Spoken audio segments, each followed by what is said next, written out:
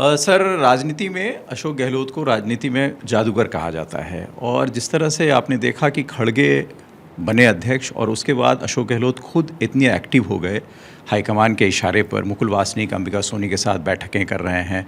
उसके बाद लगातार जो ऐसी बैठकें हुई, जो वेल्म ऑफ अफेयर्स की बैठकें राजनीति में कही जाती हैं, उसमें अशोक गहलोत की महत्वपूर्ण भूमिका सामने आने लगी। और ख़ास तौर पर उस बात के बाद जब जो राजस्थान की घटना घटी थी, जिसके बाद उन्होंने सॉरी फील किया और उसके बाद उन्होंने अपने आप को अध्यक्ष पद से हटाया, उसके बाद अशोक गहलोत की एक भूमिका जो है दिल्ली की राजनीति में, दिल्ली के गलियारों में और ख़ास तौर से गांधी परिवार के साथ वो बढ़ गई है। इसे आप कैसे देखते हैं? मैं ऐसा कहूँगा इसको कि Ashok Gehlot has regained his loss, तो नहीं कहूँगा, likely to be loss position.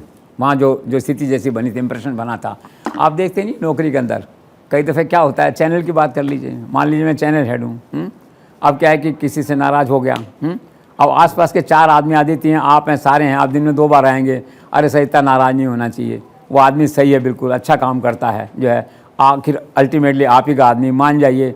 तो 4 दिन तक जो 4 लोग लगातार आते रहेंगे मेरे पास, मैं मान जाऊँगा। तो अशोक गहलोत की ये स्थिति है। जो सोनिया गांधी का आभा मंडल है वो सारा अशोक गहलोत का है, उनके साथ है। वो चाहे वासनिक की बात हो, चाहे अंबिका सोनी की बात हो, केसी की बात हो। केसी मान लो इंडिपेंडेंट भी है तो बाय एंड लार्ज खिलाफ भी नहीं है दैट वे, या और 2-4 जो लीडर हैं उनके साथ के हैं। आनंद शर्मा है तो कांग्रेस में ना दैट वे जितने हैं। अब कभी कोई क्या है कि विरोधी पक्ष की वैल्यू ज़्यादा होती है, आनंद शर्मा यूँ मान लीजिए आप उसको, जो है तो सब लोग अशोक गहलोत के साथ घूमते हैं हाथ से हाथ मिला के। तो ये जो खड़गे का जो हुआ, चुनाव सारा हुआ, जिस तरह से वो आए गए, तो उससे किसी को लगा ही नहीं कि वही अशोक गहलोत है। इससे सोनिया गांधी नाराज़ हैं क्या या नाराज़ थी क्या? तो होता है ये तो विजिबली। तो इसीलिए किसी ने कहा अशोक गहलोत का पुनर्जन्म हो गया, आप यूँ मान लीजिए एक तरह से। तो अशोक गहलोत हैं, ही इज़ देयर। और ये जो अपॉर्चुनिटी आई है खड़गे की, इससे दिल्ली में एक आदमी को थोड़ी झेप हो जाती है ना कभी लोगों से मिलने में, यार कि क्या है। और मान लो मैं किसी से नाराज़ हूँ दफ्तर के अंदर, बाकी लोग कतराते हैं कुछ दिन, 2-4 दिन, तो यार पता नहीं बॉस क्या सोचेंगे। तो ऐसा कुछ नहीं हुआ दिल्ली में।